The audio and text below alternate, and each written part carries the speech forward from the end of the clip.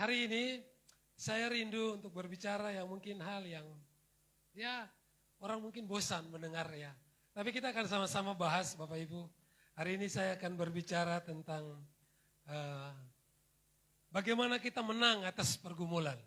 Mari sama-sama kita buka Alkitab kita. Saya biasanya bawa Alkitab tertulis, Alkitab tapi saya lupa. Sudah simpan di atas kursi kemudian ketinggalan di rumah. Gak apa-apa, saya pakai handphone saja. Yakobus pasal yang pertama. Yakobus pasal yang pertama ayat yang kedua sampai ayat yang ke-8.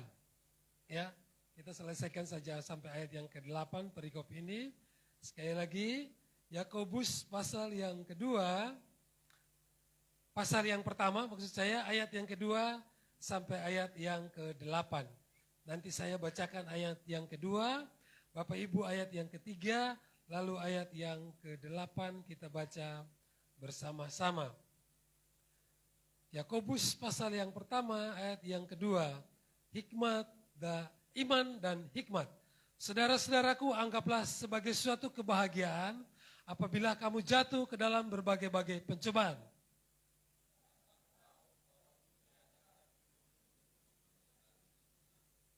Dan biarlah ketekunan itu memperoleh buah yang matang, dan supaya kamu menjadi sempurna dan utuh, dan tak kekurangan sesuatu apapun.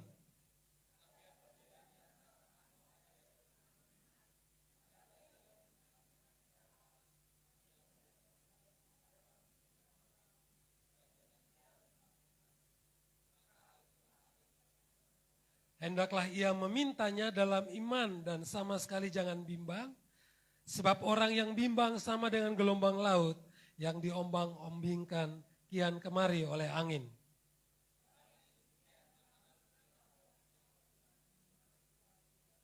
Sama-sama 3, 2, 1.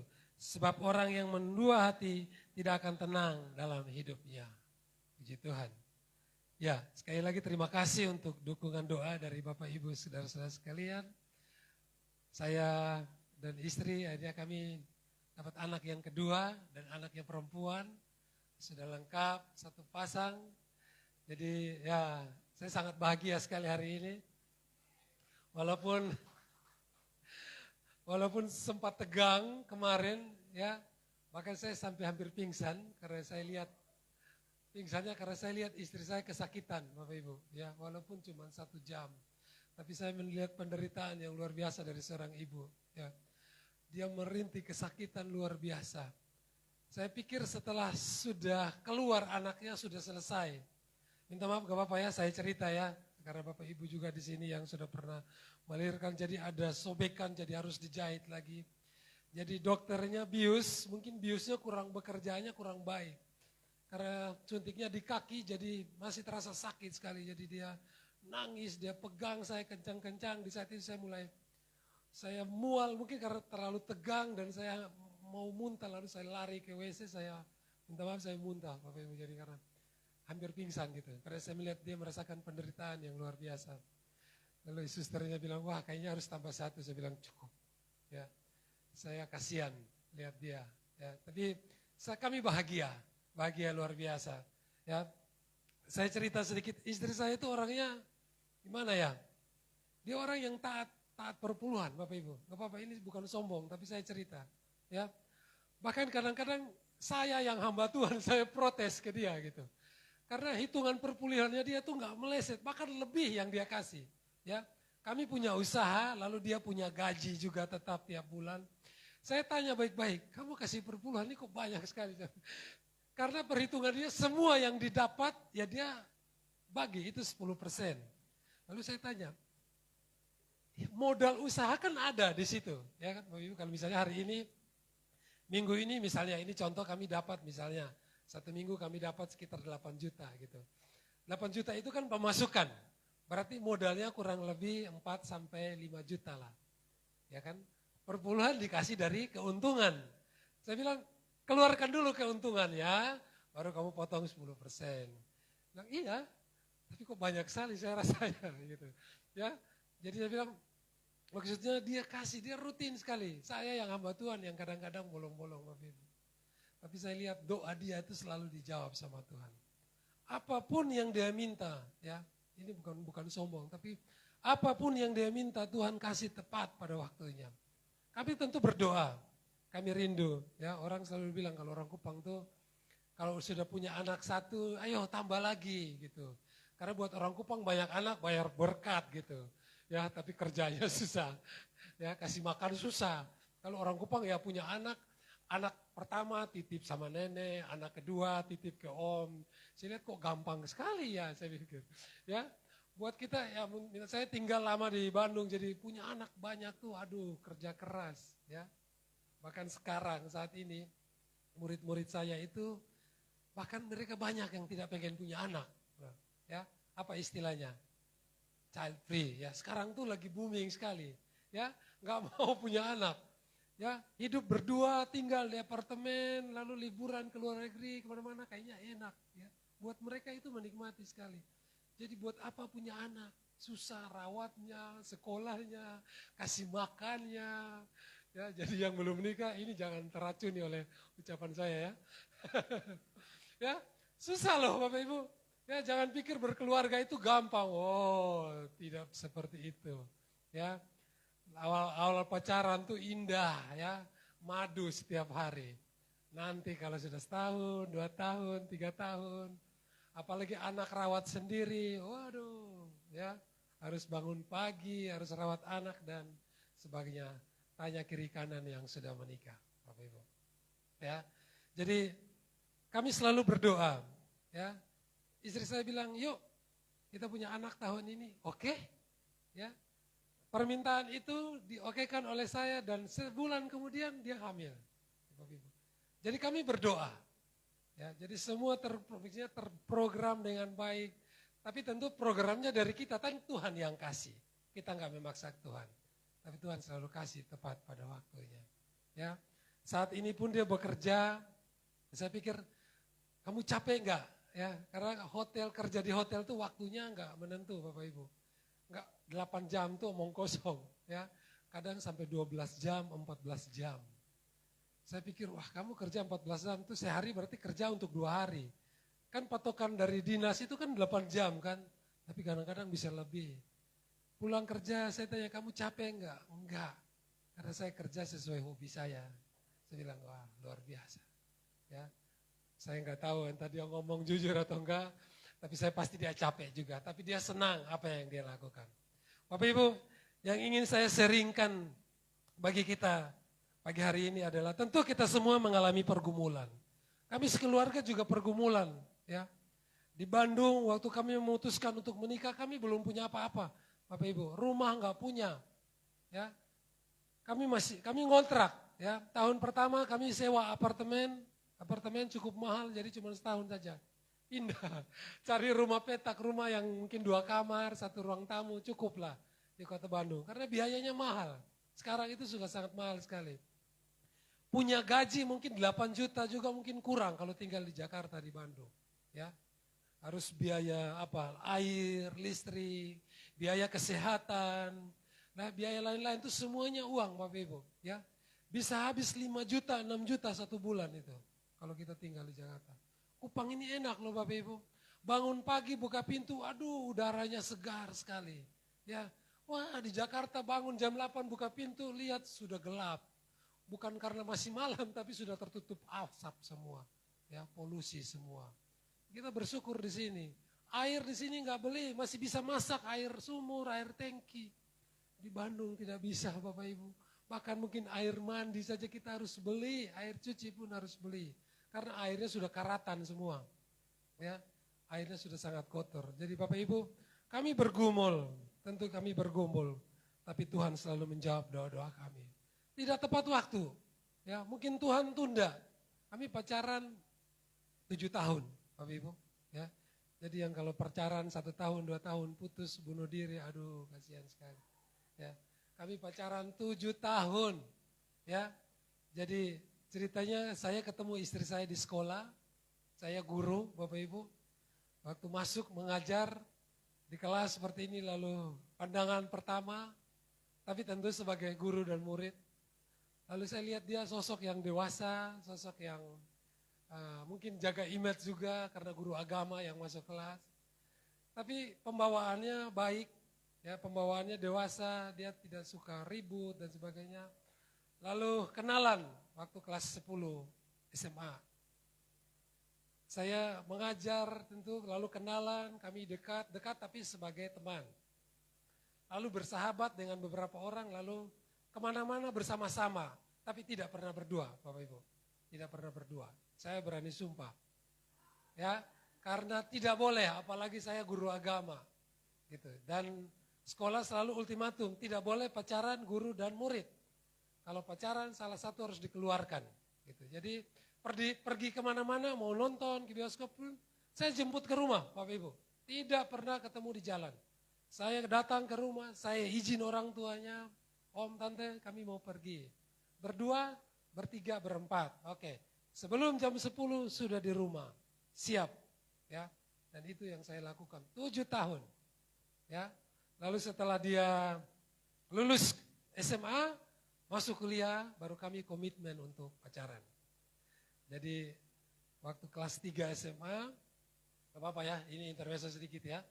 Lulus SMA, saya pikir apa iya, saya orang Kupang, agak coklat, ya bukan hitam, saya enggak hitam. Agak coklat, ya. Apa iya saya bisa menikah dengan orang Chinese lah istilahnya. Ya, keluarganya masih Chinese asli gitu. Masih ada yang masih segini-gini tiap hari. Neneknya masih gini-gini tiap hari. Dan itu rutin. Saya bilang, apa mungkin? Lalu saya memutuskan sudah, saya jodohkan dia dengan teman kelasnya. Ya. Lalu saya bilang, namanya, kamu mau nggak sama ini? Dia cantik loh, dia baik. Lalu saya ceritain, oh oke, mau. Dan akhirnya mereka jadian. Tapi pacaran cuma 2 bulan. Lalu mereka putus. Putus pun saya nggak tahu. Tiba-tiba ada WA masuk lagi. Karena saya bilang, oh ya sudahlah, mungkin mereka sudah jodoh. Dan dia bukan jodoh saya. Tapi ternyata WA masuk 2 bulan kemudian dan kami dekat lagi dan akhirnya kami jadian. Ya, Bapak Ibu. 7 tahun. Jadi tahun ke-6 saya berpikir, aduh terlalu lama pacaran gak baik karena guru agama. Pelayanan di gereja juga. Kalau berduaan terus gak baik. Jadi tahun ke-6 saya bilang sebelum pengaruh lain-lain matanya terbuka atau mungkin dia sadar sebaiknya dilamar sudah. Jadi tahun ke-6 saya telepon keluarga di Kupang siap karena mau lamaran. Gitu. Jadi tahun ke-6 saya lamar tapi tahun ke-7 baru kami menikah.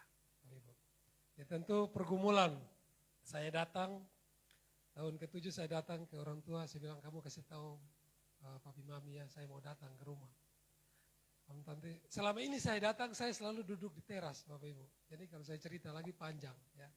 Tapi karena saya dekat sama neneknya, tapi neneknya terima saya. Karena saya hobi masak, neneknya juga hobi masak, Bapak Ibu.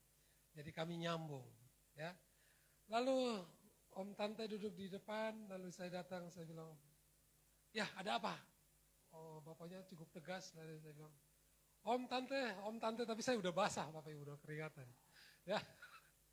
Saya udah keringatan, saya bilang, Om Tante, saya mau lamar ikut. Dalam hati saya, pasti saya diusir, saya disuruh pulang sekarang. Itu dalam hati saya bilang gak boleh, dan sebagainya. Waktu saya ngomong demikian, ada jeda mungkin sekitar 2 menit. Ya, 2 menit itulah yang bikin keringat saya mengalir lagi. Dan akhirnya omnya bilang, boleh. Pada dasarnya kami tidak anti terhadap orang pribumi.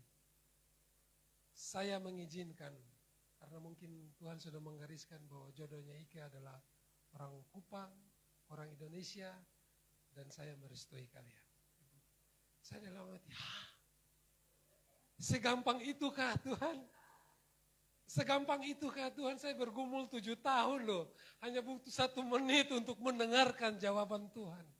Luar biasa.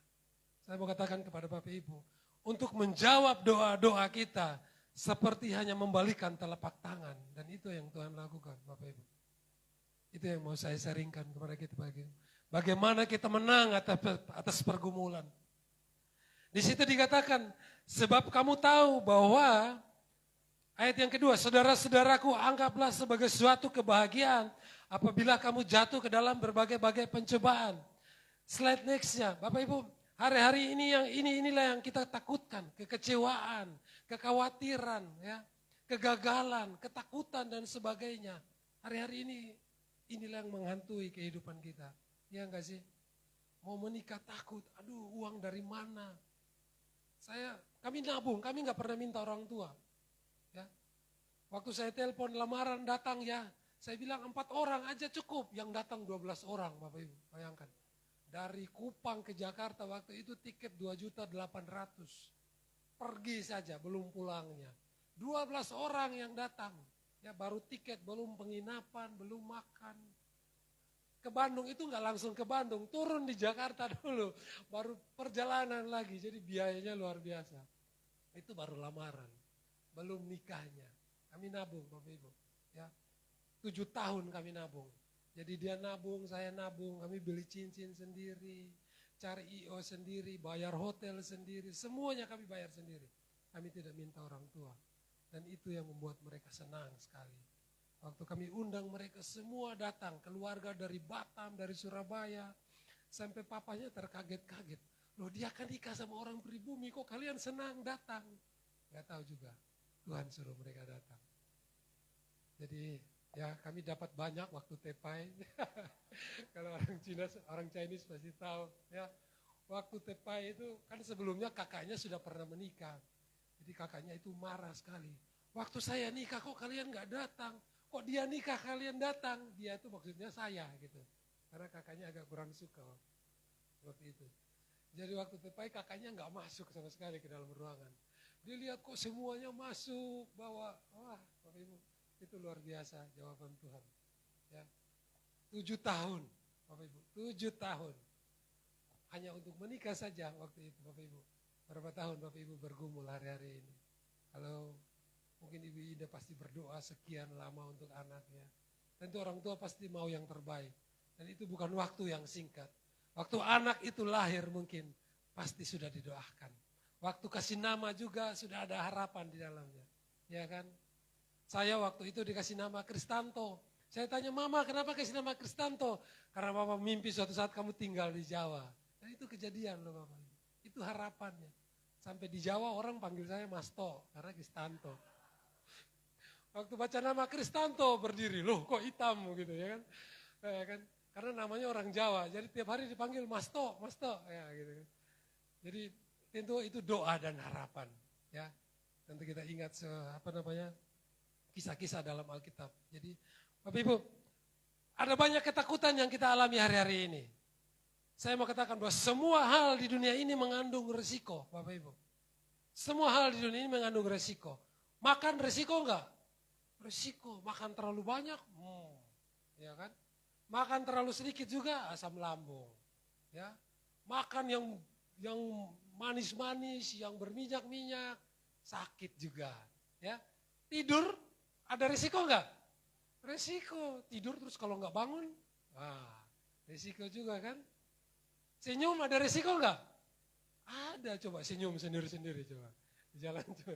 Sambil jalan terus senyum, ya kan pasti orang bilang gila kan? Gitu. Jadi semua hal di dunia ini mengandung resiko Bapak Ibu. Jadi kalau mengandung resiko, terus kita enggak mau melakukan apa-apa. Ya kan? Menikah tuh jangan menikah. Menikah tuh, ya kan? Apalagi kalau misalnya, maaf ya kalau orang tuanya pernah bercerai. Atau setiap hari dia lihat bapak selalu mukul mamanya. Ya, dulu saya sering lihat Bapak Ibu. Bapak saya itu berantem dari saya kelas 1 SD sampai saya lulus SMA. Berapa tahun itu. Tiap hari saya lihat piring terbang, gelas terbang, pintu terlepas dari gagangnya. Itu saya lihat setiap hari. Tapi waktu saya SMA, mereka berantem, saya yang ribut. Diam, saya yang bentak. Serius Bapak Ibu, malu sama tetangga. Habis berantem mesra-mesraan. Apa sih gitu kan. Tapi Bapak Ibu sempat membuat saya kepahitan.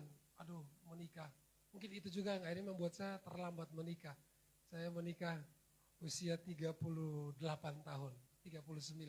Itu cukup telat kalau untuk orang Kupang. Ya, orang Kupang kalau gitu anak setiga ya.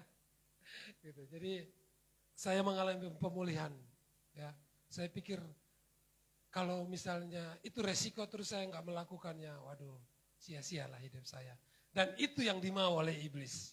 Ya, iblis mau kita terkekang oleh mungkin itu trauma, mungkin sakit hati, atau mungkin itu hal-hal yang membuat kita tidak pulih. Itulah yang iblis mau dalam kehidupan. Boleh, next saja. Jadi hari-hari ini Bapak Ibu, ada peperangan di mana-mana, ada krisis ekonomi, ada sakit penyakit dan lain-lain yang tengah, atau sedang masalah yang sedang kita hadapi. Tapi Bapak Ibu, saya mau katakan kepada kita, kalau itu resiko, kalau itu mengandung sesuatu yang membahayakan, bukan berarti kita tidak mau melakukan apa-apa.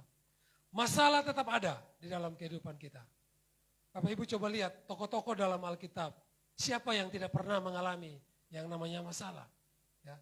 Dari awal sampai akhir, semua tokoh-tokoh Alkitab mereka mengalami banyak sekali tantangan dan masalah di dalam kehidupan mereka. Bapak Ibu, masalah pasti ada, tapi sikap hati kita lah yang menentukan kita punya iman atau tidak. Kadang-kadang gini, orang tuh selalu bilang begini, wah kalau masalah pasti jelek, ya enggak? Wah saya jatuh motor, pasti kita bilangnya, wah pasti banyak dosa, ya kan? Rumahnya kebakaran, wah dia pasti punya sesuatu yang salah nih, ada aib nih. Atau mungkin dia menyembuhkan sesuatu dalam rumah, pokoknya gitu. Jadi kalau ada hal buruk yang terjadi dalam kehidupan seseorang, kita manusia itu selalu menghakimi, ya kan? Kita paling rajin loh menghakimi orang lain. Lalu kita mulai mencap bahwa kalau masalah itu pasti sesuatu yang buruk, atau misalnya kalau kita dapat mujizat, kita senang, kita dapat berkat, baru itu sesuatu yang baik di dalam kehidupan kita. Tapi inilah yang salah, anggapan kita atau pandangan kita tentang masalah yang terjadi dalam kehidupan kita. Jadi hari ini saya mau bawa kita untuk kita belajar Bapak Ibu bahwa tidak selamanya kenyamanan itu positif dan masalah itu negatif. Waktu kemarin sempat terjadi peristiwa jatuhnya pesawat di India, ya. Jadi ternyata di balik itu ada cerita, ada seorang wanita yang terburu-buru naik mobil untuk datang ke bandara untuk naik pesawat itu. Tapi kemudian dia terjebak macet, Bapak Ibu baca kisahnya ada di internet. Dia terjebak macet yang luar biasa di perjalanan dan dia mulai mengeluh, dia mulai marah-marah ke sopirnya bilang, tolong cepat saya sudah telat gitu. Lalu kemudian ketika sampai di bandara dia lari, dia sampai ke tempat check-in dan petugas check-in bilang tidak, pesawat sudah onboarding, sudah tutup pintu. Tapi kemudian dia marah-marah, dia protes ke semua orang dan dia bilang kenapa hanya semenit saja saya telat, pintunya dibukakan saya bisa masuk. Sementara dia protes di bandara, beberapa menit kemudian berita datang bahwa pesawat yang baru saja take off itu terjatuh. Dalam hati yang penuh kekecewaan, penuh sakit hati, penuh mungkin amarah yang luar biasa, berubah menjadi ucapan syukur. Berubah menjadi sebuah sukacita bahwa puji Tuhan, saya tidak sempat naik ke pesawat itu. Kalau tidak saya akan mati. Jadi kadang-kadang mari kita rubah mindset kita rubah pemikiran kita, pandangan kita bahwa tidak selamanya masalah itu jelek. Tidak selamanya sesuatu yang mungkin sial orang bilang itu jelek. Tidak selamanya seperti itu. Percayalah bahwa di balik semua itu Tuhan punya maksud yang luar biasa di dalam kehidupan kita. Jadi suatu ketika ada seorang tukang yang mereka mengerjakan sebuah gedung bertingkat bersama teman-temannya dan dia harus naik tangga beberapa tingkat ke atas, dia bawa campuran semen untuk melakukan plesteran tembok. Waktu dia sudah naik sampai di tempat tujuan untuk dia mau plester, ternyata dia lupa sendok semennya. Ya, ada di lantai bawah. Dia bilang, aduh saya harus turun lagi dan itu sangat capek sekali. Lalu dilihat ada teman-temannya di bawah, Bapak Ibu. Lalu dia mulai cari cara bagaimana supaya temannya mengantarkan sendok semen itu ke atas. Dia cari-cari apa yang saya lakukan, lalu dia pegang, ternyata ada koin di sakunya Bapak Ibu. Lalu dia ambil koinnya, dia lempar temannya. Cung! Waktu temannya lagi asik, tiba-tiba temannya dengar ada bunyi koin. Wah, ada uang jatuh dari langit. Wah, puji Tuhan. Dia ambil koinnya lalu dia masukkan celana, saya dapat uang. Yang di atas, loh kok dia nggak lihat saya, dia marah lagi. Lalu dia cari, ada koin lagi, dia lempar demikian, kedua, ketiga, yang di bawah malah bersyukur. Wah, dapat uang nih lumayan, makan siang nih ada yang kasih. Yang di atas kesal, oh kenapa dia nggak lihat-lihat. Lalu dia lihat, wah dia ambil campuran semen, dia bulat-bulatin, dia tumbuk baik-baik yang besar, dia buang. Syup, wah dia lempar kena kepala. Yang di bawah marah, siapa nih dilihat ke atas. Saya dari tadi yang lempar, saya mau minta tolong antarkan sendok semen. Bapak Ibu, kadang Tuhan sedang kasih sinyal buat kita. Ya, kita keenakan, orang kadang-kadang rasa nyaman. Wah, saya sudah punya istri yang cantik, sudah punya mobil, sudah punya rumah, anak-anak sudah berhasil semua. Sekarang saya mau menikmati, mau santai-santai. Kadang-kadang di dalam kenyamanan kita melupakan Tuhan. Amin. Kadang-kadang dalam kenyamanan kita mulai membuat iman kita mulai redup dan redup. Bapak Ibu, percayalah bahwa Tuhan kadang-kadang kasih masalah, dia lempar yang kecil. Itu sinyal. Weh, berdoa. Atau dia kasih yang besar, weh, berlutut lagi. Bapak Ibu, jangan tunggu yang dia lempar lebih besar lagi, yang membuat kita lebih parah lagi. Kalau saat ini kita punya waktu, berdoa, memuji Tuhan. Ya, memang kadang saya bolong-bolong juga, tapi buat saya baca Alkitab itu hal yang menarik. Saya datang ibadah, waktu saya duduk dengar, wah, Bapak Ibu jangan bilang bahwa kalau Bapak Ibu bisa ke gereja itu karena Bapak Ibu hebat, enggak. Kalau bukan karena Roh Kudus yang menjamah Bapak Ibu, saya percaya Bapak Ibu tidak akan pernah ada di tempat ini. Kalau Bapak Ibu bisa berdoa, itu juga karena Roh Kudus loh Bapak Ibu. Bapak Ibu bisa melakukan hal-hal yang memberkati orang lain, melayani. Itu bukan karena kehebatan Bapak Ibu, itu karena jamahan Roh Kudus. Ya. Kalau Bapak Ibu lihat hari-hari ini orang lebih cinta dunia, itu pekerjaan iblis. Ya. Orang lebih baik senang-senang, pesta, ya kan. Hari Sabtu pesta, Minggu libur kan tidur enak, ngapain ke gereja. Dipercayalah kalau Bapak Ibu hari-hari ini ada di sini, itu karena Roh Kudus yang menolong kita. Roh Kudus yang memampukan kita.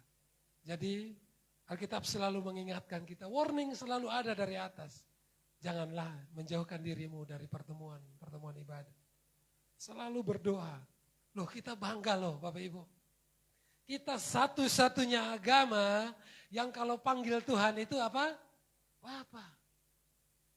Ya, minta maaf orang lain harus pasang toa besar-besar di atas rumah untuk teriak-teriak. Ya. Alhamdulillah kalau dengar. Ya.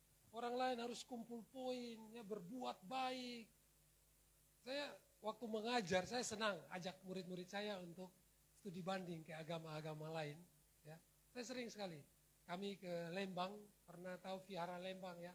Itu sekarang dekat dengan kebun binatang yang baru, nggak tahu kemarin sempat ke sana nggak? Ya, Sapulidi pernah tahu? Nah, di sampingnya ada Vihara. Itu, jadi saya bawa mereka, ya 3 kelas kalau saya ngajar SMA 3 kelas, ayo sekolah sediakan transportasi, saya antar mereka. Kami ke Vihara gitu. Datang lalu kami kumpul di sebuah aula, nanti keluar si panditanya, dipanggilnya pandita botak, lalu pakai jubah. Ayo silakan tanya, anak-anak tanya perbandingan agama Kristen dan agama Buddha. Tanya, mereka tanya, dia jawab. Ya. Waktu masuk ke pintu gerbang, di situ ada tulisan, janganlah kamu mengingini, karena dosa berawal dari keinginan. Itu buat mereka loh. Ya. Jadi tahukah Bapak Ibu bahwa mereka percaya, agama Buddha itu percaya bahwa dosa itu berawal dari keinginan. Jadi mereka nggak boleh punya keinginan. Makanya mereka tuh hidup cuma pakai jubah, nggak boleh punya rambut. Punya rambut juga bisa berdosa katanya. Iya, kalau rambut tuh kadang-kadang mengganggu, gitu. Mau cantik juga bisa berdosa, itu buat mereka, ya kan? Sekarang, ya standar orang Indonesia, ya kan? Baru perempuan kalau cantik, kalau nggak cantik itu bukan perempuan katanya. Bayangkan, ya. Jadi sangat-sangat menyedihkan. Jadi kami masuk ke sebuah aula, di aula itu, di sepanjang lingkaran aula yang besar itu ada guci-guci. Lalu kamu datang, nanti kamu berdiri di tiang utama, Di situ ada guci besar, ada banyak koin-koin. Kamu ambil segenggam, terserah kamu ambil. Lalu kamu masukkan koin itu terus. Terakhir koin jatuh di mana? Di situ nasib kamu. Mau seperti itu Bapak Ibu? Tentu tidak. Ya, buat mereka sangat susah sekali. Ya. Kalau Bapak Ibu ke Bali, lalu Bapak Ibu menemukan sesajen di mana-mana, di mobil, di motor, meteran air, meteran listrik. Karena buat mereka semua yang bergerak harus disembah. Karena siapa tahu ada dewa di situ buat mereka. Ya. Jadi, wah, kalau kita jadi mereka ya, kalau nggak punya uang nggak bisa sembahan loh Bapak Ibu. Halo, nggak punya uang nggak bisa ibadah. Karena kamu harus beli sesajen itu mahal sekarang harganya. Kita orang Kristen tinggal masuk kamar, tutup pintu, lipat tangan dan panggil dia Bapak. Panggil dia Bapak. Bahkan minta maaf, orang Papua panggil dia Pace. Pace besar. Ya. Orang Ambon panggil dia siapa? Tete manis. Aduh, begitu indah sekali, Bapak Ibu. Indah sekali. Jadi kita bangga punya Tuhan yang sedekat itu. Ya. Jadi jangan pernah takut, jangan pernah khawatir bahwa di balik permasalahan yang kita hadapi hari-hari ini ada maksud Tuhan yang luar biasa. Bapak Ibu, nah, bagaimana kita menjadi orang-orang yang menang di atas persoalan yang sedang kita alami? Kita lihat poin yang pertama. Apa yang harus kita miliki supaya, boleh next, apa yang harus kita miliki supaya kita bisa menang atas setiap permasalahan yang kita hadapi hari-hari ini. Yang pertama, miliki sikap yang optimis. Ayat yang kedua tadi, ya. Jadi ayat yang kedua, kita harus punya sikap yang optimis.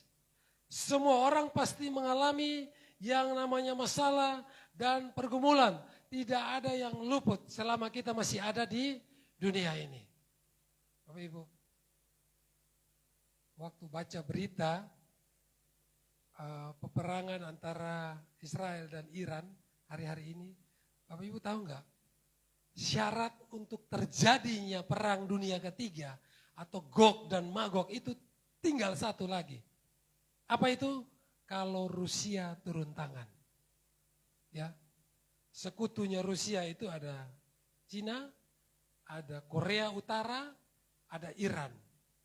Jadi peperangan antara Israel yang terjadi dengan Iran ini tinggal satu syarat lagi supaya tergenapi apa yang dinubuatkan oleh Alkitab, Bapak Ibu.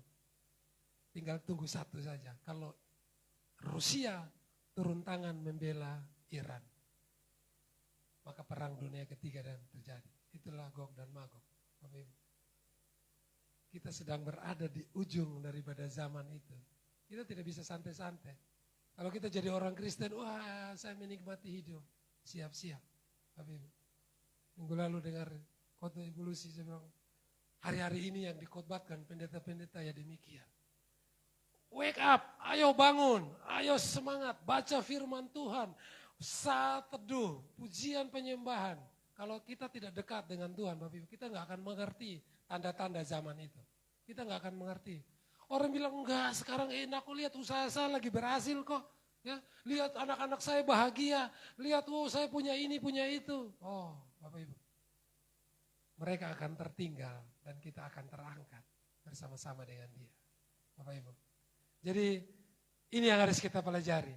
Next. Jadi respon dan cara pandang yang tepat terhadap masalah itu sangat penting. Ya.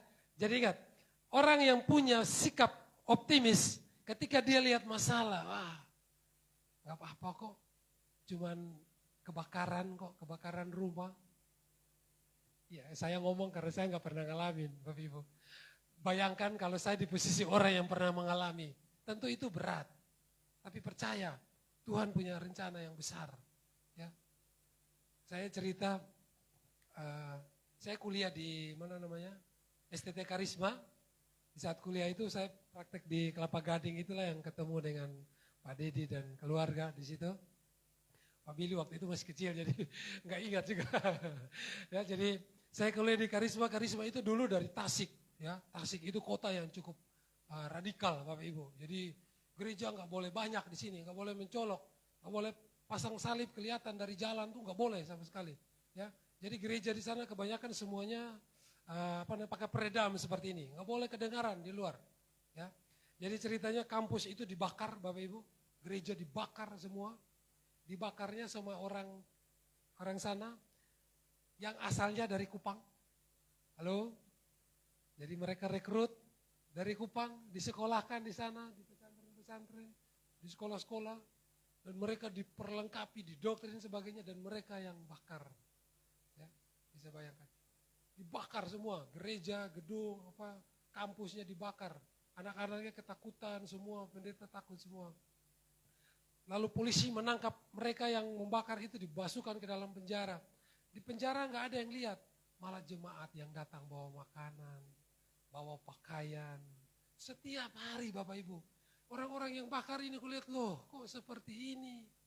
Ya, Bapak Ibu sudah dengar ceritanya Pak Yahya Waloni waktu masuk penjara? Pernah dengar ceritanya di YouTube? Pak Yahya Waloni itu pernah ditangkap masuk penjara gara-gara ujaran kebencian. Sampai di penjara yang cuci pakaiannya orang Kristen, yang kasih makanan tiap hari orang Kristen. Luar biasa Bapak Ibu. Jadi singkat ceritanya mereka dikasih makan, dikasih pakaian dalam penjara, dan terakhir waktu mereka keluar dari penjara, mereka datang bantu bangun gereja di Tasik itu. Gerejanya sekarang besar sekali, dibangun 3 kali lipat dari sebelumnya.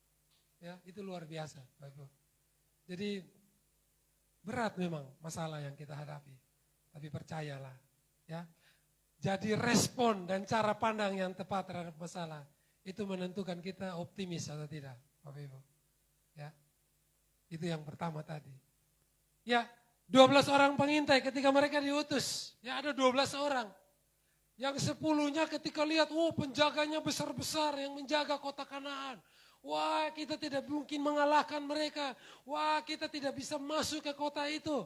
Tetapi hanya 2 orang, yaitu siapa? Yosua dan Kaleb. Yosua dan Kaleb bilang, tidak, kita pasti bisa. Ayo, di sana ada banyak makanan enak. Di sana kotanya bagus, kita bisa tinggal tenang di sana. Jadi kalau 10 orang pandangannya negatif, hanya 2 orang yang pandangannya positif, Bapak Ibu. Kadang-kadang seperti itu, mungkin dalam keluarga, jangan jauh-jauh. Dalam keluarga pun mungkin karakternya beda-beda ya. Kalau kita punya mungkin 3 atau 4 anak, ada satu yang cerewet sekali ya. Ada satu yang suka buat masalah terus. Ada satu yang pendiam saja, jadi beda-beda gitu. Ya, maksudnya begini Bapak Ibu. Ada beda-beda orang. Kalau orang hadapi masalah misalnya, kalau sanguin itu orang kalau dia lihat, dia jalan, dia ketemu batu. Wah, ada batu. Kalau orang tipe sanguin dia senang, ada batu. Mungkin dia main-main dengan batunya, dia loncat-loncat di atas batu. Padahal batu ini menghalangi jalan dia, tapi dia senang. Itu tipe sanguin. Jadi sanguin itu orang yang senang cari masalah. Kadang-kadang menyebalkan juga, tapi ada juga sisi negatifnya, positifnya maksud saya. Lalu yang berikut tipe orang yang kedua, dia jalan, dia lihat masalah, aduh ada masalah, ada batu besar, ya.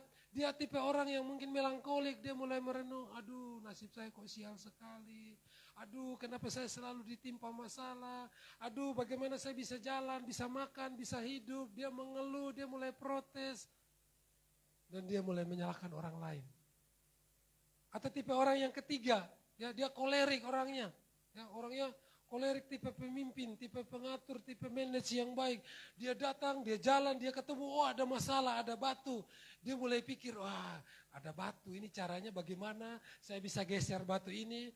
Dia mulai jalan, dia cari masyarakat, mungkin ada dekat situ, yuk tolong bantu yuk angkat batu ini. Jadi kolerik itu dia pintar sekali menggerakkan orang lain, karena dia tipe pemimpin. Walaupun kadang dia nggak kerja sih, dia cuma nyuruh orang lain gitu. Ya, tapi masalah selesai. Atau tipe yang keempat, ya, yang pragmatik. Dia datang, dia jalan, ada masalah. Oh, masalah. Ya sudah. Dia tinggalkan. Biarin aja. Ini tipe orang yang simpel. Ya. Karena orang pragmatik ini orang yang bisa dipercaya, dia pendiam. Jadi kalau Bapak Ibu punya masalah, jangan cerita ke orang sanguin. Wah, bahaya Bapak Ibu. Kalau Bapak Ibu cerita ke orang Senguen, nanti sebentar orang Senguen itu hobi curhat ya. Nanti dia datang, dia curhat masalah dia, semua keluar, masalah Bapak Ibu juga ikut keluar juga gitu ya. Jadi itulah orang Senguen, suka mendramatisir sesuatu gitu. Ya. Jadi Bapak Ibu tipe orang yang mana ketika kita mengalami masalah. Bapak Ibu, mari kita menjadi orang-orang yang optimis. Ketemu masalah, wah Tuhan, pasti ada berkat di balik semua ini. Ya, itu baru sikap yang luar biasa. Pandanglah kepada Tuhan di tengah kesulitan dan jangan andalkan manusia. Jangan andalkan manusia. Manusia pasti mengecewakan. Waktu kami mau menikah, saya datang ke tante di Bekasi, di Titian Indah. Ya, jadi saya dekat sekali, tinggal 2 blok mungkin sampai rumah gitu. Jadi saya datang, tante adik dari mama, karena dia wakil kepala sekolah, suaminya di Bea Cukai, ya cukup berada lah. Saya pikir, wah Tuhan pasti dia bisa kasih pinjam lah. Datang kami sebelum menikah, lalu bilang, tante kami datang, tolong pinjamkan sekian untuk DP hotel, ya supaya nanti begitu dapat angpao, ini saya beriman duluan gitu. Nanti kami kembalikan semuanya. Oh, oke, jadi kami pulang dengan sukacita ke Bandung. Wah yes, berhasil, sudah aman semua, tinggal resepsi. Ternyata 2 hari sebelum ditagih oleh hotel, tante bilang maaf, saya tidak bisa bantu. 2 hari sebelum resepsi Bapak Ibu, hotel bisa saja cancel semua. Ya, padahal semua sudah pesan, dekorasi semua, sound system semua. 2 hari. Dan itu udah harus lunas kata hotel, tidak boleh. Waktu saya ke Bandung 2 hari tante cancel, lalu saya pikir Tuhan, terserah maunya Tuhan lah. Saya nggak bisa apa-apa lagi. Saya pasti malu di hadapan keluarga istri saya. Saya lihat ke atas, saya mulai menangis, Tuhan, hanya kamu satu-satunya harapan saya. Ya, saya berlutut, saya berdoa. Dan Bapak Ibu, 2 hari itu tidak ditelepon sama sekali oleh hotel. Tidak ditelepon sama sekali. Bahkan Bapak Ibu setelah kami menikah hari kedua, baru kami bayar Bapak Ibu. Itu luar biasa. Waktu saya datang ke manajernya, manajer bilang, Bapak ini siapa sih? Enggak, saya guru. Kok kenapa sekretaris saya tidak berani menagih ke Bapak? Saya marahin loh sekretaris saya. Sekretaris saya sampai lupa menagih. Nah, Bapak Ibu bisa bayangkan. Kalau bukan karena Tuhan. Waduh, saya nggak pernah cerita ke saya. Saya pandang-pandangan sama istri saya. Tuhan, Bapak Ibu pernah nggak berdoa? Sampai doanya Bapak Ibu tuh bilang begini, Tuhan, terserah Tuhan lah. Terserah Tuhan, so. Ya, saya sudah menyerah, saya sudah tidak bisa apa-apa. Tidak ada yang mampu menolong saya. Nggak punya apa-apa lagi. Bapak Ibu tahu bahwa doa seperti itulah yang disenangi oleh Tuhan. Ketika kita angkat tangan, dia turun tangan. Kadang-kadang kita lebih melihat, keluarga saya punya kok. Saya bisa pakai ini kok, tenang. Saya bisa utang ke sini, saya bisa ini ke sini, enggak. Waktu kita datang dengan hati yang hancur, waktu kita datang dengan hati yang terluka, waktu kita datang dengan putus pengharapan, kita datang dengan keadaan yang sudah tidak berdaya lagi. Disitulah malaikat, kat, tolong dia, kat, kasih berkat. Ya, itu yang Tuhan senangi dari kita. Bukan kita datang dengan ego kita datang dengan kebiasaan kita. Wah, Bapak Ibu, kalau kita datang ke gereja, datanglah dengan hati yang hancur. Maka engkau akan menyembah Tuhan dan penyembahanmu akan sampai kepada Dia. Datanglah dengan hancur, hati yang hancur kepada Tuhan. Punya sikap yang sangat optimis. Tuhan mengizinkan masalah bukan untuk menghancurkan kita, tetapi untuk memurnikan kita. Suatu ketika ada seorang petani yang pakai petani kalau bajak di sawah pakai lembu sapi gitu. Ya, si lembu sapi ini yang menolong dia bertahun-tahun dan sapi ini sudah sangat tua sekali Bapak Ibu. Lalu suatu ketika berjalan lalu terjatuh ke dalam sebuah sumur tua yang cukup dalam, sapi ini terjebak di dalamnya. Karena petani ini setiap hari mencoba menarik sapi ini keluar, terus berusaha dan tidak bisa lagi. Dan akhirnya petani ini mengucapkan kata perpisahan dengan sapinya. Sapi, terima kasih telah menemani saya puluhan tahun. Dan kita berakhir sampai hari ini, sampai saat ini. Saya tidak bisa apa-apa. Dan petani mulai mengambil cangkul dan membuang tanah untuk mengubur sapinya. Bapak Ibu, perlahan-lahan dia buang tanah, perlahan-lahan dia buang tanah. Tapi apa yang dilakukan oleh sapi ini mulai menggerakkan kakinya Bapak Ibu. Dia berpindah tempat, lalu tanah yang jatuh mulai diinjak-injak. Terus menerus, tertumpuk, dan tanah makin banyak, makin keras. Dan sapi itu mulai terangkat ke atas. Karena sikap optimis yang dia punya Bapak Ibu. Jangan kita, waktu ada masalah, kita mulai kayaknya nasib saya begini sudah. Kayaknya turunan saya, ada loh yang sampai kayak gitu. Kayaknya memang turunan saya bukan turunan yang berhasil. Ya, Bapak Ibu, kita miliknya Allah. Maka Allah lah yang memelihara kehidupan kita. Jangan pernah putus asa. Harus punya sikap hati yang optimis. Coba lihat kanan kirinya, ayo. Harus punya sikap hati yang optimis. Haleluya.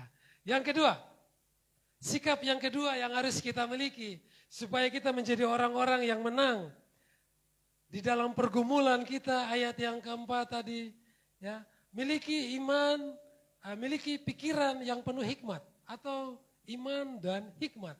Judul perikop tadi. Beriman saja boleh orang beriman. Ya.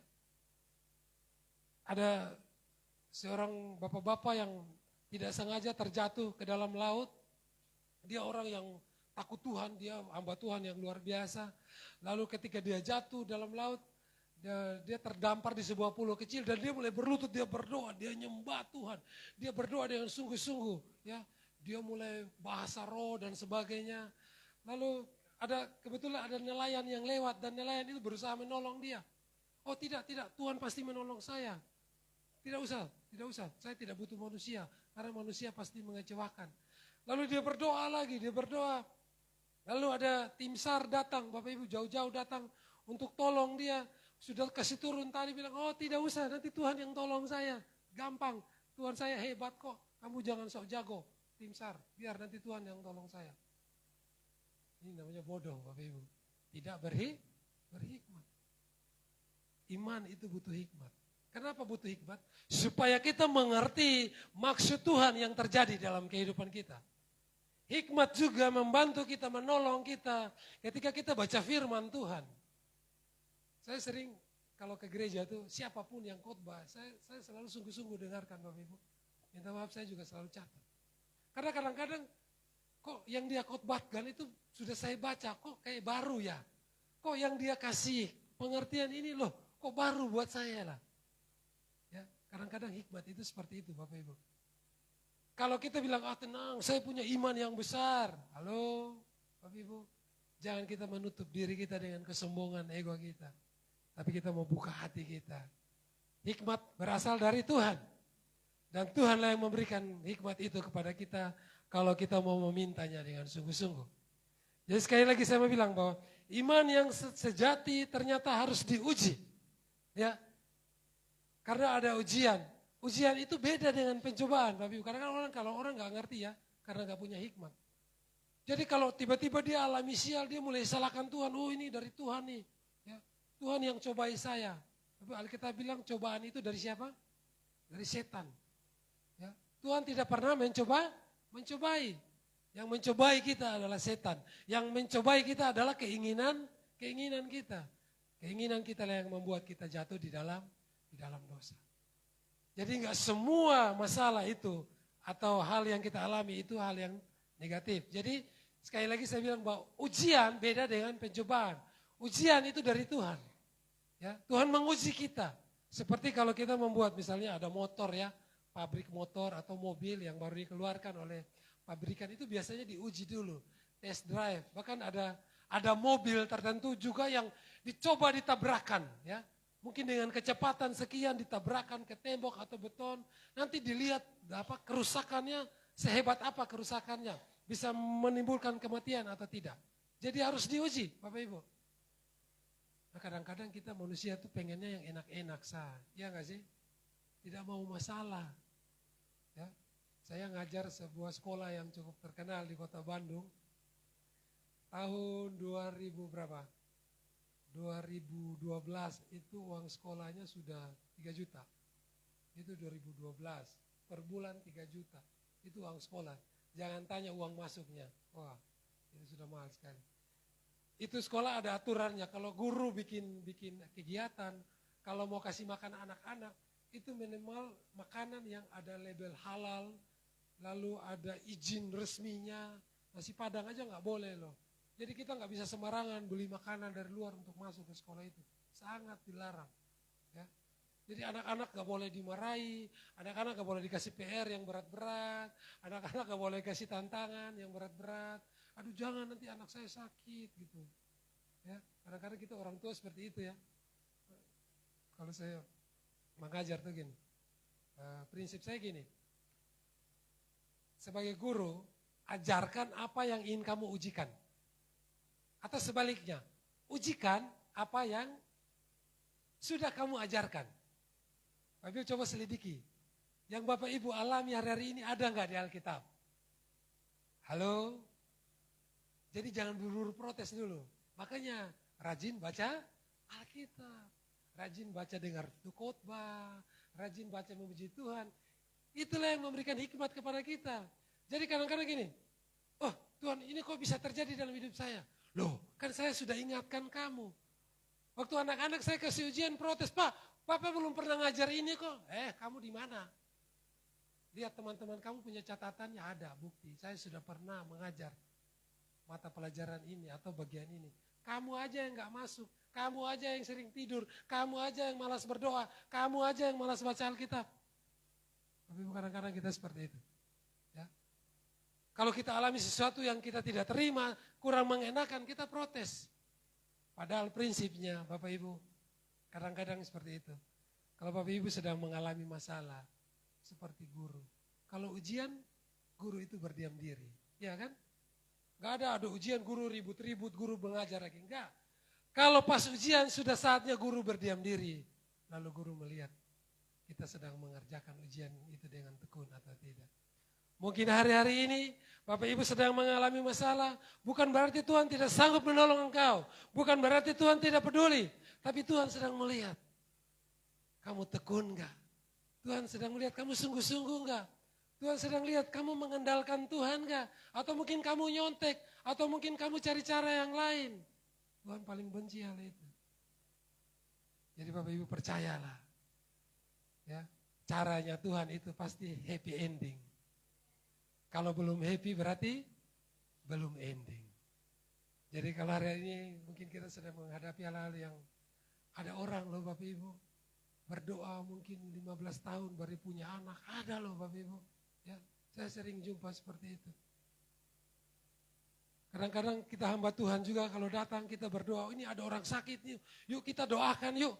Ya, lalu kita berdoa kita bilang kamu pasti sembuh. Belum tentu Bapak Ibu. Jangan buru-buru mengatakan hal demikian. Jangan sampai Bapak Ibu habis doakan terus dia meninggal. Kalau datang doakan orang sakit, kasih pemahaman dulu, kasih firman Tuhan. Supaya dia buka hati dulu, dia percaya dulu baru sembuh. Jangan sampai kita kasih harapan. Ya. Karena saya konseling keluarga juga, waktu pelayanan sama Pak Rubin di Bandung, saya terlibat dengan konseling keluarga. Kami sering bikin seminar tentang keluarga. Ya. Kadang-kadang kalau konseling itu konseling tugas utama konseling itu hanya mendengarkan Bapak Ibu. Konseling nggak boleh kasih jalan keluar, nggak boleh. Jadi cukup dengarkan saja. Beda kalau dokter ya dia harus kasih obat, bukan dokter dengar saya. Wah nanti pasien bilang dokter kok apa nih? Konseling kalau kita konseling orang tuh kadang-kadang hanya butuh cerita. Bapak Ibu hanya cukup mendengarkan saja. Itu karunia loh Bapak Ibu. Halo. Untuk dengar orang ngomong ngerocor itu butuh karunia loh Bapak Ibu. Gak gampang. Ya, apalagi suami-suami. Istri saya kalau kerjakan 12 jam Bapak Ibu bisa bayangkan di dapur tiap hari banting-banting adonan. Lalu pulang, lalu saya langsung bilang gimana hari ini, nanti dia mulai cerita. Tugas saya cuma mendengarkan. Jadi kebalik ya Bapak Ibu. Kalau biasanya istri yang mendengar, sekarang saya tugasnya mendengarkan. Jadi istri saya mulai cerita begini, saya bilang, oh ya, kok gitu? Jadi saya cuma 3 kata itu aja. Yang penting istri saya bisa cerita, bisa ngomong Bapak Ibu. Nanti setelah cerita dia rasa, wah suami saya mendengarkan saya, dia rasa lega. Gitu. Ada yang peduli dengan apa yang saya alami. Jadi itu konseling. Nah, saya kembali tadi. Jadi Bapak Ibu kalau mendoakan orang, jangan buru-buru kasih harapan. Tidak. Saya bilang saya berdoa, tapi Tuhan yang berkehendak. Saya berdoa, tapi iman mulai yang menyembuhkan engkau. Bukan iman saya. Supaya orang mengerti. Jadi kalau dia tidak sembuh pun dia tidak protes ke kita. Bahaya sekali Bapak Ibu. Konseling itu bahaya sekali. Ya, jadi jangan buru-buru, oh ini pasti sembuh nih. Nama Yesus pasti sembuhkan nih. Sabar dulu. Kalau kehendak Tuhan dia mati, karman. Nah, gitu kan. Lalu yang berikut. Tadi saya bilang bahwa kadang kalau kita menderita dulu, baru penyembahan kita sempurna di hadapan Tuhan. Amin. Jadi coba tanya kiri kanannya, sudahkah kamu menderita? Artinya bukan patokan iman juga. Tapi Bapak Ibu tentu kita semua mengalami yang namanya pergumulan dan penderitaan. Amin. Haleluya. Tapi bedanya kita orang-orang percaya. Kita punya Tuhan yang luar biasa. Kita harus optimis di hadapan Tuhan. Bahwa di balik awan gelap ada pelangi yang indah yang kita hadapi. Kadang begini, kita mungkin punya teman atau punya partner yang selalu punya pandangan yang negatif, ya enggak sih? Jalan, hujan lah, hujan nih, sepatu basah, motor baru habis cuci, ya. Tapi tahukah kita bahwa orang penjual jas hujan mungkin tiap hari dia berdoa, Tuhan tolong kirim hujan Tuhan. Atau petani-petani di Esau di sana tiap hari mereka berdoa loh, Tuhan kirim hujan. Tapi begitu hujan turun kita protes sama Tuhan. Tuhan ini hujan lah, kita mau makan-makan, mau pesta badansa, hujan turun. Gitu. Ya. Atau mungkin kita lihat, atau kita punya teman lihat, itu bunga mawar indah ya. Tapi kalau punya teman yang negatif selalu, lu jangan lihat itu bunga mawar indah tapi baduri, lu jangan piba pegang, orang kopang bilang. Ya. Jadi pandanglah sesuatu dari pandangan yang positif. Amin. Ya. Lalu yang berikut, ya, kesulitan harus dimengerti sebagai proses pembentukan agar kita makin matang dan makin dewasa di dalam Tuhan. Amin, Bapak Ibu. Yang ketiga, yang terakhir, apa yang harus kita miliki supaya kita bisa menang atas pergumulan dan masalah yang kita alami. Kita baca ulang lagi ayat yang ke-6 sampai ayat yang ke-8 dari Yakobus pasal yang pertama tadi. Ayat yang ke-6, di situ dikatakan 3, 2, 1. Hendaklah ia memintanya dalam iman dan sama sekali jangan bimbang, sebab orang yang bimbang sama dengan gelombang laut yang diombang-ambingkan kian kemari oleh angin. Orang yang demikian janganlah mengira bahwa ia akan menerima sesuatu dari Tuhan. Sebab orang yang mendua hati tidak akan tenang hidupnya. Yang ketiga, yang terakhir. Mari kita punya iman. Karena Tuhan bilang kalau kita punya iman sebesar biji sesawi saja. Kita minta apa saja.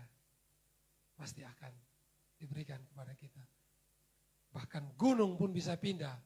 Kalau kita punya iman hanya sebesar biji sesawi. Bapak Ibu, di tengah kesulitan yang berat, tetaplah punya hati yang beriman. Jangan bimbang atau jangan khawatir. Ya. Kata Yunani untuk khawatir itu merinau, yang artinya ditarik kedua arah.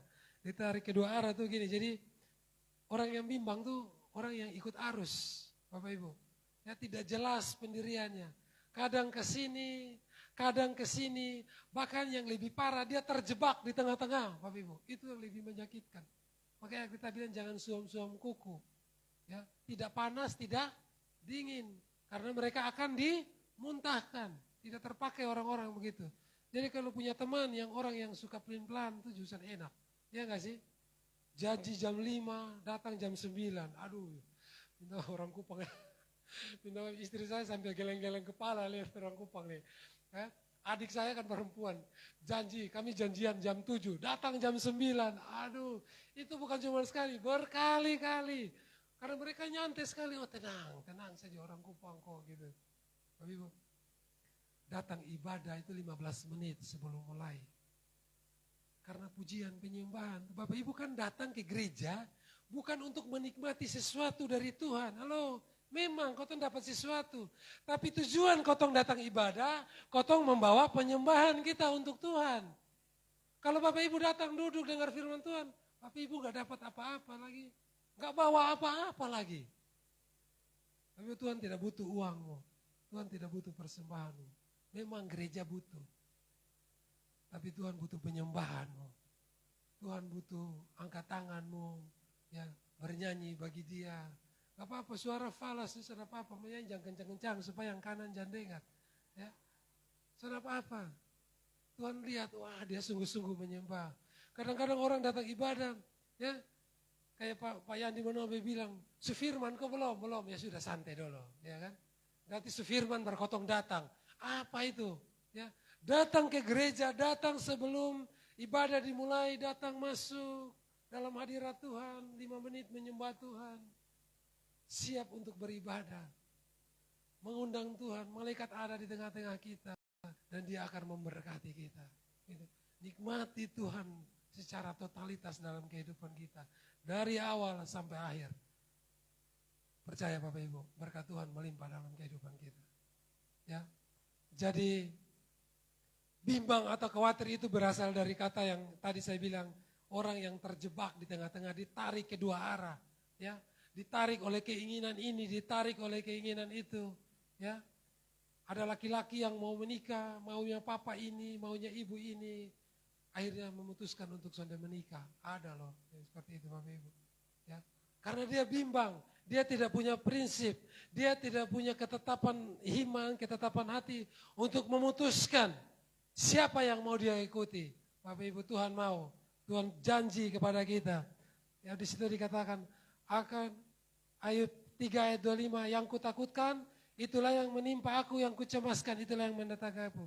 Jangan bimbang, jangan takut, ya, jangan khawatir. Karena kadang-kadang kotong takut, itulah yang menimpa kita. Aduh beta sakit nih, padahal belum, aduh nanti beta sakit nih. Mulai khawatir, ya kan. Kemarin COVID Bapak Ibu, gak apa-apa ya, memori sedikit, walaupun pahit. Kami ada di kota Bandung, dan COVID itu pertama-tama ada di kota Bandung. Di tengah-tengah kota Bandung, di tengah-tengah gereja lagi. Bapak Ibu mau apa sih? Tiap hari kau cuma dengar, wiu, wiu, wiu, wiu. Saya gak bisa apa-apa. Di rumah ada nenek-nenek tua, ada anak-anak bayi juga. Jadi kalau keluar berarti harus, aduh pokoknya repot lah. Jadi waktu itu saya pas tabungan cukup waktu itu, saya memutuskan ayo bikin restoran yuk. Saya bilang ke istri. Ada orang datang ke saya dari BCA, dia bilang, Pak mau nggak kita kerjasama bikin restoran? Bapak 50%, saya 50%. Jadi kira-kira 300 juta. Kami sewa ruko di Singgasana di sampingnya gereja Pak Rubin itu kira-kira. Karena itu kawasan yang elit Bapak Ibu, sangat elit sekali. Saya jual nasi babi komplit itu saja satu piring 60.000. Di sini 15.000 bisa makan. Di Bandung 60.000 Bapak Ibu. Dan itu murah buat mereka, apalagi babi asap gitu. Jadi rumah mertua saya depannya ada halaman, saya asap babi di situ. Bikin babi asap. Tetangga pagi-pagi cium babi asap, mana apa-apa. Karena lingkungan semua orang Chinese, jadi gak apa-apa. Jadi yuk, bikin restoran yuk. Saya bilang, ayo. Dengan semangat menggebu-gebu. Kami sewa ruko 3 lantai, 2 tahun, 200 juta. Langsung 2 tahun Bapak Ibu. Ya, belanja ini, belanja itu habis lumayan, 200 lebih. Pegawai pertama 8 orang, lalu kami mulai soft opening dan grand opening. Waktu itu saya ingat hari pertama saja transaksi, itu kami habis daging CI sekitar 18 kilo. Ya, itu pemasukan hampir 12 juta. Bapak Ibu, hari pertama, hari kedua, dan 6 bulan seperti itu Bapak Ibu. 6 bulan. Saya bilang, oh saya suka ya nih. Saya sampai bilang istri cari rumah sudah. Tapi untung belum omong ke mertua, kalau enggak saya malu lebih banyak. Jadi cari rumah sudah. Tapi cerita bulan ke-7 COVID datang. Dan makin parah, dan makin parah. Bahkan waktu paling parah ditetapkan PSBB waktu itu. Tidak boleh ada yang buka, enggak boleh. Ya, Bahkan mau keluar rumah saja dihalang oleh Pol PP. Karena saya waktu itu nekat, Bapak Ibu, saya keluarin kursi-kursi yang beli dari Informa untuk orang makan. Nanti suatu saat saya tunjukkan fotonya. Taruh di depan restoran, diangkut sama Pol PP. Sudah nggak jualan lagi, rugi lagi Bapak Ibu. Saya bisa nangis dan waduh ini karmana saya. Mertua saya ngerti, saya cukup terpukul waktu itu, kecewa. Saya Bapak Ibu, habis. Belum setahun kami sewa ruko. Lalu karena aturannya sebelum berakhir tahun pertama, sudah harus bayar tahun kedua, itu aturannya. Karena nggak bisa bayar jadi putus kontrak, jadi hilang, uang hilang begitu saja. Ya sudah, bagaimana? Tapi saya berdoa, Tuhan, saya mau bangkit lagi. Saya bilang ke istri-istri, kenapa saya harus sengsara di sini? Orang tua saya punya tanah di Kupang. Kenapa saya nggak punya? Pulang ke rumah, ya pahit-pahit jual tanah sedikit kok ada uang begitu kalau orang Kupang ya. Pulang ke Kupang kok bikin rumah, tinggal bikin rumah, tanah sudah ada, bahkan di Kupang kan cukup murah ya. Mau bikin rumah, mungkin 100 juta sudah bisa dapat rumah yang bagus kalau mau bikin.